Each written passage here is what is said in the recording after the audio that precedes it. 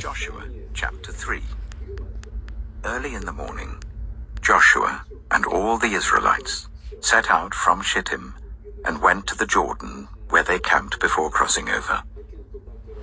After 3 days, the officers went throughout the camp giving orders to the people. When you see the ark of the covenant of the Lord your God and the Levitical priests carrying it, you are to move out from your positions and follow it. Then you will know which way to go, since you have never been this way before. But keep a distance of about 2,000 cubits between you and the ark. Do not go near it. Joshua told the people, "Consecrate yourselves, for tomorrow the Lord will do amazing things among you." Joshua said to the priests, "Take up the ark of the covenant and pass on ahead of the people." So they took it up and went ahead of them. And the Lord said to Joshua, "Today I will begin to exalt you in the eyes of all Israel, so that they may know that I am with you, as I was with Moses. Tell the priests who carry the ark of the covenant, when you reach the edge of the Jordan's waters, go and stand in the river." Joshua said to the Israelites, "Come here and listen to the words of the Lord your God. This is how you will know that the living God is among you, and that he will certainly drive out before you the Canaanites, Hittites, Hivites, Perizzites, Girgashites, Amorites, and Jebusites. See, the ark of the covenant of the Lord of all the earth will go into the Jordan ahead of you.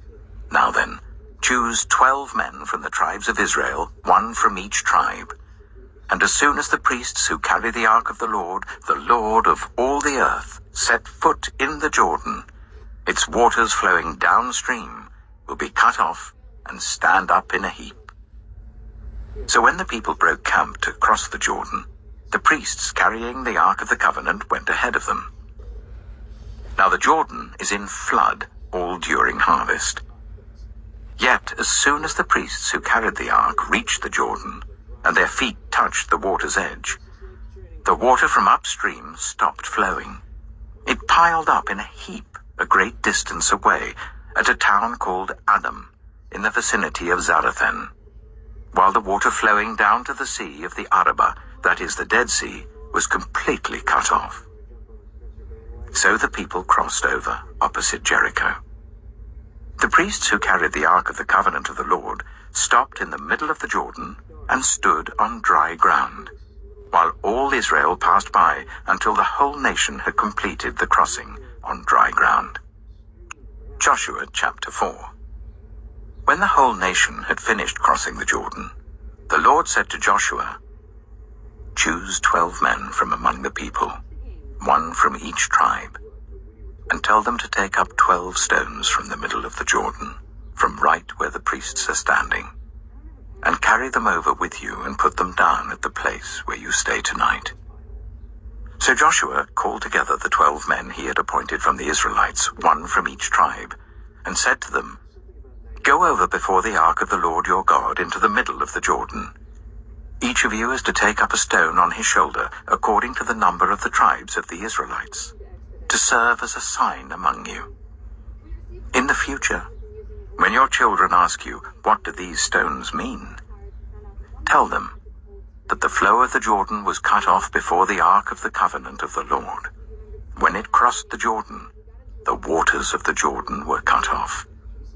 These stones are to be a memorial to the people of Israel forever." So the Israelites did as Joshua commanded them. They took 12 stones from the middle of the Jordan, according to the number of the tribes of the Israelites, as the Lord had told Joshua, and they carried them over with them to their camp, where they put them down. Joshua set up the 12 stones that had been in the middle of the Jordan at the spot where the priests who carried the ark of the covenant had stood, and they are there to this day. Now the priests who carried the ark remained standing in the middle of the Jordan until everything the Lord had commanded Joshua was done by the people, just as Moses had directed Joshua. The people hurried over, and as soon as all of them had crossed, The ark of the Lord and the priests came to the other side while the people watched. The men of Reuben, Gad, and the half-tribe of Manasseh crossed over, ready for battle, in front of the Israelites, as Moses had directed them.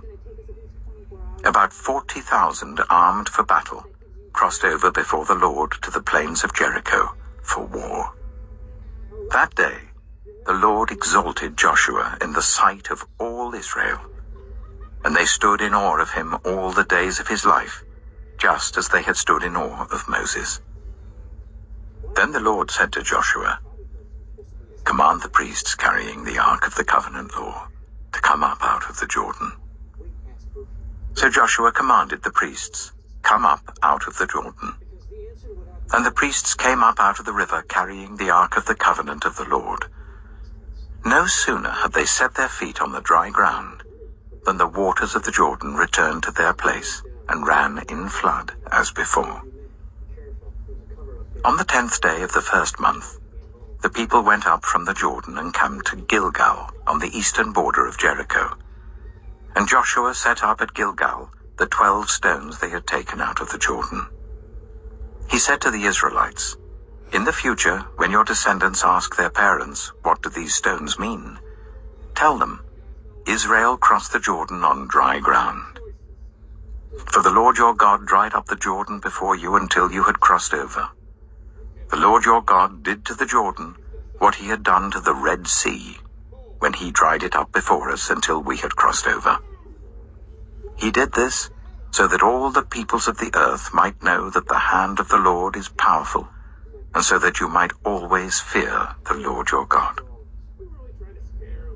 Now when all the Amorite kings west of the Jordan, and all the Canaanite kings along the coast, heard how the Lord had dried up the Jordan before the Israelites until they had crossed over, their hearts melted in fear, and they no longer had the courage to face the Israelites.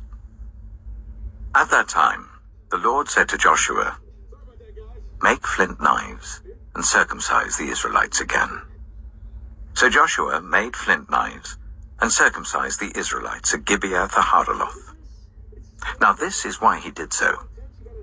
All those who came out of Egypt, all the men of military age, died in the wilderness on the way after leaving Egypt.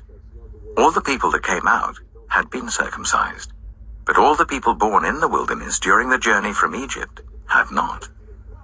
The Israelites had moved about in the wilderness for 40 years, until all the men who were of military age when they left Egypt had died, since they had not obeyed the Lord. For the Lord had sworn to them that they would not see the land that he had solemnly promised their ancestors to give us, a land flowing with milk and honey. So he raised up their sons in their place, and these were the ones Joshua circumcised. They were still uncircumcised because they had not been circumcised on the way. And after the whole nation had been circumcised, they remained where they were in camp until they were healed. Then the Lord said to Joshua, "Today I have rolled away the reproach of Egypt from you." So the place has been called Gilgal to this day. On the evening of the 14th day of the month, while camped at Gilgal on the plains of Jericho, the Israelites celebrated the Passover. The day after the Passover, that very day, they ate some of the produce of the land, unleavened bread and roasted grain. The manna stopped the day after they ate this food from the land. There was no longer any manna for the Israelites, but that year they ate the produce of Canaan. Now the feast of the unleavened bread, called the Passover, was approaching, and the chief priests and the teachers of the law were looking for some way to get rid of Jesus, for they were afraid of the people. Then Satan entered Judas, called Iscariot, one of the 12. And Judas went to the chief priests and the officers of the temple guard and discussed with them how he might betray Jesus. They were delighted and agreed to give him money. He consented and watched for an opportunity to hand Jesus over to them when no crowd was present. Then came the day of unleavened bread on which the Passover lamb had to be sacrificed. Jesus sent Peter and John, saying, "Go and make preparations for us to eat the Passover." "Where do you want us to prepare for it?" they asked. He replied, "As you enter the city, a man carrying a jar of water will meet you. Follow him to the house that he enters and say to the owner of the house, 'The teacher asks, where is the guest room where I may eat the Passover with my disciples?'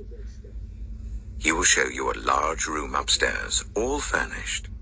Make preparations there."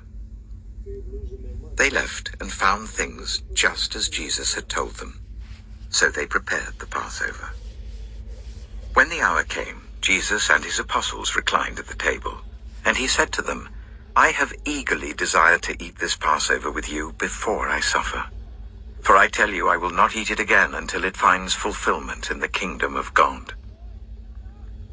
After taking the cup, he gave thanks and said, "Take this and divide it among you. For I tell you, I will not drink again from the fruit of the vine until the kingdom of God comes."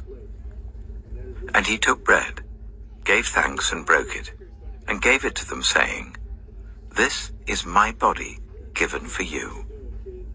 Do this in remembrance of me."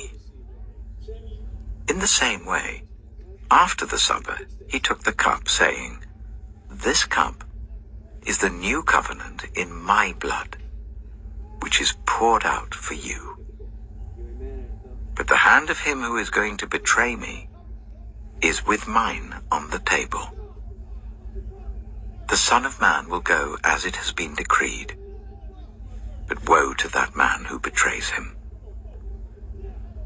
They began to question among themselves which of them it might be who would do this.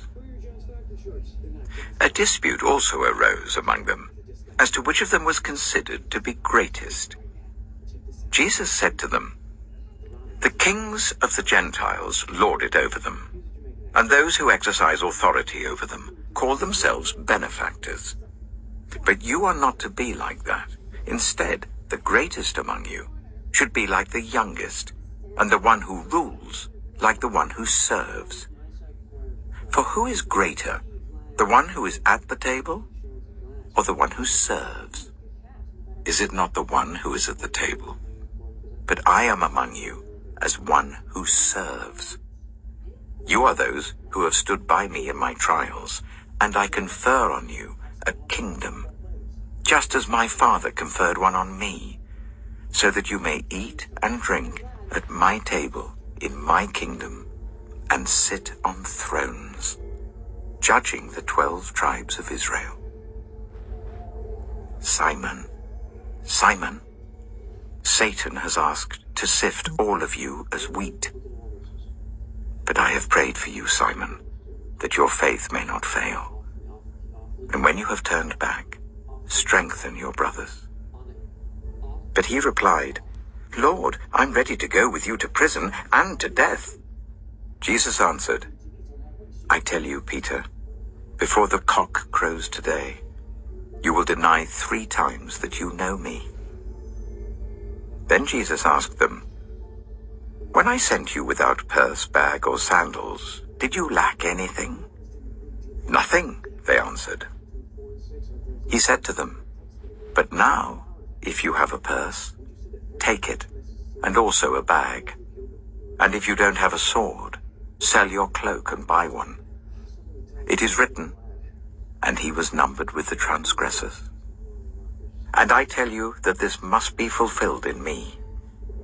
Yes, what is written about me is reaching its fulfillment." The disciples said, "See, Lord, here are 2 swords." "That's enough," he replied. The mighty one, God, the Lord, speaks and summons the earth from the rising of the sun to where it sets. From Zion, perfect in beauty, God shines forth. Our God comes and will not be silent. A fire devours before him, and around him a tempest rages. He summons the heavens above and the earth, that he may judge his people. Gather to me this consecrated people, who made a covenant with me by sacrifice. And the heavens proclaim his righteousness, for he is a God of justice. Listen, my people, and I will speak. I will testify against you, Israel. I am God, your God. I bring no charges against you concerning your sacrifices, or concerning your burnt offerings which are ever before me. I have no need of a bull from your stall, or of goats from your pens. For every animal of the forest is mine, and the cattle on 1,000 hills. I know every bird in the mountains, and the insects in the fields are mine. If I were hungry, I would not tell you, for the world is mine, and all that is in it. Do I eat the flesh of bulls, or drink the blood of goats? Sacrifice thank offerings to God. Fulfill your vows to the Most High, and call on me in the day